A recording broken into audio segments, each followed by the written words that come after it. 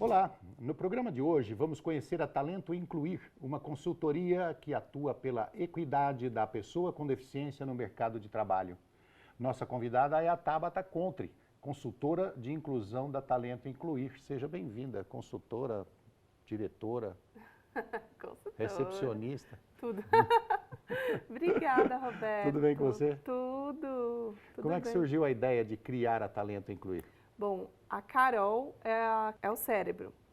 Carol tem deficiência como eu, como você, e não nasceu com a deficiência. Ela era professora de educação física quando ela era andante. E ela sofreu um acidente de moto, ficou cadeirante, e 3 meses depois do acidente dela, ela foi chamada a voltar para o trabalho. Ela fala, não deu tempo nem dela chorar, ela já estava trabalhando. E quando ela estava dando aula de ginástica laboral nas empresas, lá para 2004, 4 anos depois do acidente dela, ela começou a ser abordada pelas empresas que perguntavam para ela se ela tinha amigos para indicar, porque as empresas precisavam contratar, ou se ela não queria trabalhar lá de recepcionista, de secretária, cargos interessantes para uma garota de 22 anos, mas que nada tinham a ver com o perfil dela, porque ela era professora de educação física, né? E aí ela percebeu um mercado querendo contratar números, não pessoas, querendo contratar deficiência, foi isso que aconteceu. não o perfil. E aí ela começou a contar a história dela de volta ao trabalho, que foi muito rápido, né? E ela começou a ser chamada só para isso. Aí ela, no meio da ginástica laboral, contava como foi a volta dela ao trabalho. E de repente ela começou a receber ligação só para falar da volta ao trabalho, falar de inclusão. E ela viu aí uma oportunidade de negócio. E assim nasceu a Talento Incluir. Antes como Movimento Incluir e desde 2008 como Talento Incluir. E eu tô com a Carol desde o começo, porque a gente se conheceu na reabilitação. Eu sofri um acidente de carro, vai fazer 19 anos no próximo Réveillon. Foi no Réveillon meu acidente, eu estava no banco de trás sem cinto, o carro que eu estava aquaplanou na pista. Rodopiou, o motorista não tinha lá grande experiência, ele freou. Na hora que ele freou, o carro deslizou e caiu na ribanceira. E eu quebrei a 12ª vértebra torácica. E eu fui me reabilitar na Rede Sara de Brasília. E eu tinha tido uma lesão muito importante, usei colete durante 1 ano e 6 meses, então eu ia a cada 3 meses para o Sara. Na minha segunda internação no Sara, veio Carol. E lá tem gente de tudo quanto é lugar, então tem gente do Sul, do Norte, do Nordeste, do Centro-Oeste. E nesta internação, especificamente, eu e Carol éramos as únicas meninas de São Paulo, então a gente ficou muito próxima mesmo. As únicas que tinham sotaque paulista. É, as pessoas falavam que a gente tinha sotaque, a gente nem acha que lá tem. Lá no Rio de Janeiro eu faço palestra, lá o pessoal diz que eu tenho sotaque. É, então, lá em Brasília falava muito estranho, né? A gente não acha que tem sotaque. Mas a gente voltou fazendo coisas juntas, fisioterapia, natação, a Carol foi a primeira a dirigir, me dava carona, a gente ia para balada juntas. Mas a minha trajetória profissional foi diferente da dela. Eu demorei 4 anos para voltar para o mercado de trabalho. Isso impacta aí, né? Grande Carol, um beijo para você, grande amiga também, tenho uma admiração muito grande por ela. Bom, mas você entrou assim nos primeiros dias junto com a Carol. Junto, mas como a minha trajetória foi diferente, eu voltei a trabalhar como vendedora. Eu vendia roupas. Antes do acidente, eu trabalhava no shopping, trabalhava com moda, eu fui trabalhar com cadeira de rodas. E aí, eu fui estudar, depois que eu comecei a trabalhar, eu fui estudar teatro. Eu comecei nos Menestréis, e aí fiz escola de atores de Wolf Maia. Cheguei a acompanhá-la. Pois é. É só assim uma curiosidade no decorrer do programa. Essa menina trabalhando como vendedora de cadeira de roda, teve nego que comprou 5, 6 cadeiras de roda sem precisar, tá? Até parece. Bom, aí eu tirei DRT e falei, agora eu vou ser só atriz. Aí eu fui trabalhar como atriz no teatro, na TV. Só que é uma profissão difícil para qualquer pessoa. Para uma pessoa com deficiência ainda mais, por conta do perfil, né, deficiência. Então meus amigos faziam muito mais trabalhos que eu. Então a Carol estava começando lá na Talento Incluir. Entre um teste e outro, eu ia fazer uma palestra com a Carol, eu ia dar um treinamento com a Carol, mas eu levei essas 2 carreiras em paralelo muito no começo. Então a Carol, que era da ralação mesmo no começo, sabe, da Talento Incluir, mas a gente está juntas. Você acha que a história de vida da Carol, a história de vida sua, junto a Carol como empreendedora, as duas com deficiência, levaram a ter uma facilidade maior para criar uma consultoria? Acho que foi o destino, né? Porque no momento em que a Carol começou a ser chamada para contar a história dela, ela percebeu, poxa, isso está tomando um grande tempo da minha vida, isso pode ser um negócio, né? E aí ela teve alguém que acreditou nela e investiu nesse negócio. E ela arregaçou a manga e foi trabalhar. E eu fui vindo junto com ela gradativamente. E eu acho que, por nós duas termos deficiência, o impacto quando a gente vai numa empresa falar sobre esse assunto é outro. Peraí, vamos respeitar essas duas aí, porque elas sabem o que estão falando. A gente tem conhecimento de causa, né? Conhecimento de causa. E a gente quer ser respeitado como qualquer outra pessoa quer no mundo do trabalho com... Peraí, foi a Carol que falou que não teve tempo para chorar? A Carol falou. Você é invejosa, viu? Porque eu já falei isso. Eu não tive tempo para chorar, não. Roberto? Com 3 meses de deficiência, caí no mundo. Nossa, eu chorei tanto. Não, 3 meses. Eu chorei uns 6 meses eu estava levantando para ir para o escritório, não tive tempo para chorar, não.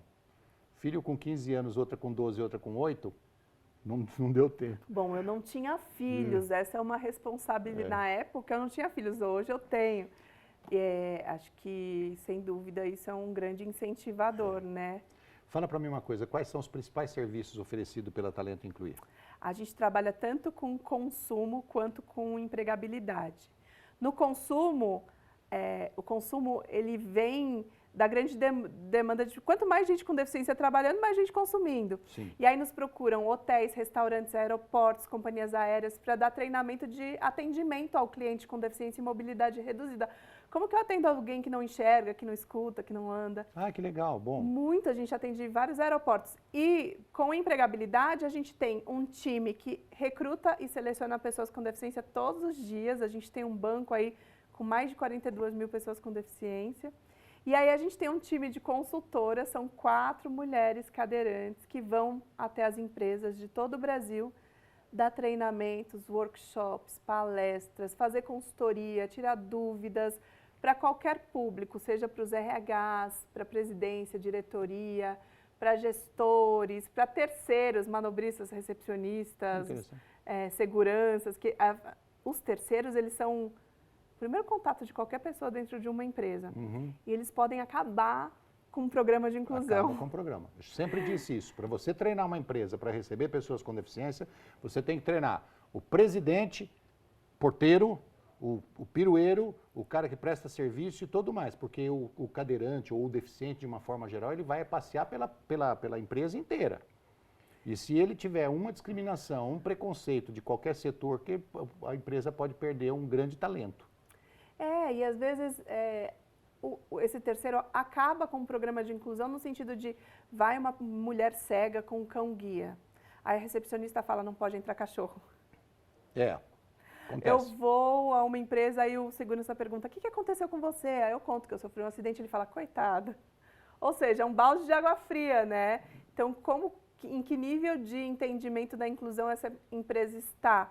Quando eu tenho um atendimento como esse logo de cara, eu já penso, putz, essa empresa não sabe nada de inclusão. Sim. Né? E às vezes não, a empresa sabe, só que é uma empresa terceira que fornece manobristas, recepcionistas. Você quer ver só uma coisa? Eu dei uma consultoria para uma empresa aqui no interior de São Paulo e a empresa estava assim, já vestindo a camisa, sabe? O diretor já tinha assim, abraçado a causa, né? O diretor, o pessoal da produção. E já no final do treinamento nós fomos visitar a área médica. Na hora que eu entrei na sala do médico, eu falei, aquele médicozinho antigo que estava na empresa há 40 anos, trabalhando lá com aquele jaleco já amarelado, entendeu? Do tipo, você está com a unha encravada, não serve. Oh, meu Deus. Para convencer esse médico.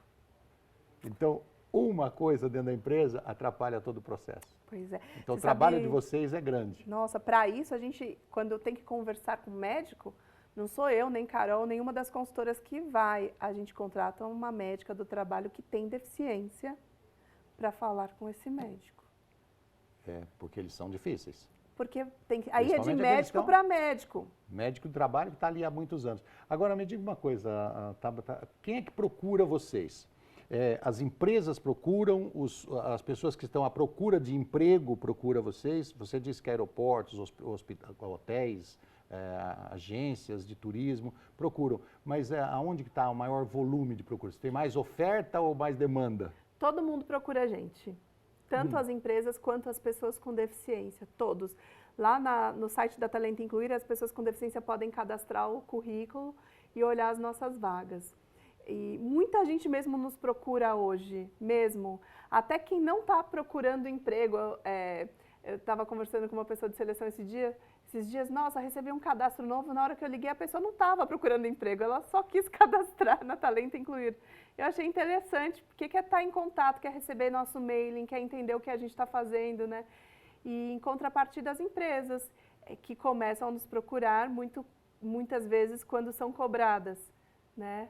Algumas empresas já estão mais maduras, já entendem que a contratação não pode ser só porque é lei, mas é o pontapé inicial.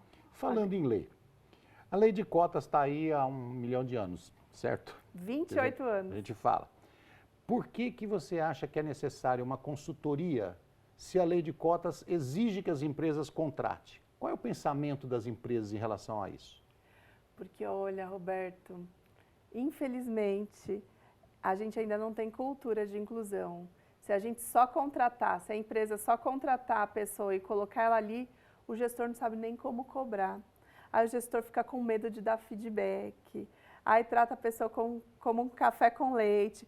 Ou a pessoa entra ali para um cargo que a gente chama de cargo vaso. Entra e não sai nunca mais daquela posição porque não acreditam no potencial dela, não dão trabalho para ela, não falam de carreira, não desenvolvem. Então, não adianta. A gente não conviveu com pessoas com deficiência desde pequenos, pelo menos a minha geração, a sua, né? A gente ainda tem que educar pessoas para conviver com as diferenças, seja a pessoa com deficiência, seja a pessoa gay, seja a mulher em cargo de liderança, seja pessoas com religiões diferentes da católica, porque a gente vive num país onde todos os feriados são católicos, se tem alguém que tem um feriado diferente, já gera um conflito ali no negócio. Então, tudo que é diferente causa uma estranheza e causa uma resistência. Então, a gente precisa ir fomentar a cultura de inclusão. E as empresas não sabem lidar com isso, de uma maneira geral? A gente não pode generalizar, porque tem empresas com programas de inclusão bem interessantes, mas muitas empresas ainda precisam se educar. Quer dizer, a empresa ela é obrigada a contratar pela lei de cotas, mas a grande maioria não sabe contratar. Ou seja, se sabe contratar, não sabe tratar depois. Eu acho que as empresas começam achando que é muito difícil encontrar pessoas com deficiência. Começa aí, e não é. Mas, depois que elas pegam a mão, elas percebem que o grande desafio não é encontrar nem contratar, é reter. Porque se a gente não falar de carreira, se a gente não desenvolver a pessoa, se a pessoa não tiver oportunidade de crescimento, ela vai buscar outras oportunidades. Exato. A pessoa com deficiência tem ambição. Uma vez eu participei de uma roda de bate-papo e tinha uma pessoa representando uma grande empresa de São Paulo. A gente não cita nome aqui nem para o bem nem para o mal, tá? E a menina falou do plano deles, maravilhoso, do trabalho deles de inclusão. Aí, terminado a roda, eu chamei e falei assim, escuta, o deficiente pode ser presidente da sua empresa? Que ela falou que o trabalho dela era perfeito.